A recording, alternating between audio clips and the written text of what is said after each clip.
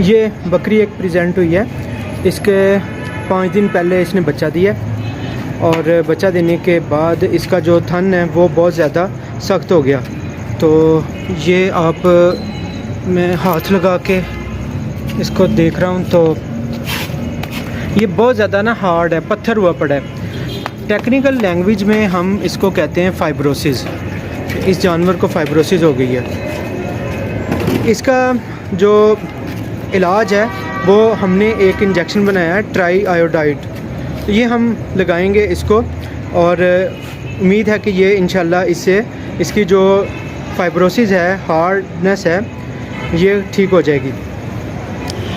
ये इसका तरीका ये है कि 3 दिन हम लगाएंगे, एक दिन छोड़ के, यानी अगर आज लगाया तो कल नहीं लगाना, फिर उसके अगले दिन हम इसको इंजेक्शन लगाएंगे।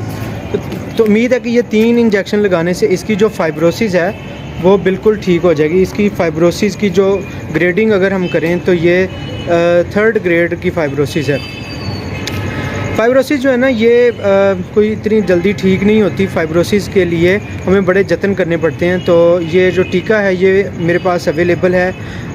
कोई अगर दोस्त मंगवाना चाहे तो ये मेरा व्हाट्सएप का नंबर मौजूद है। व्हाट्सएप के नंबर से आप जो ये इंजेक्शन है ये मंगवा सकते हैं। तो इंशाल्लाह ये बकरी जो है ये बहुत जल्दी ठीक हो जाएगी।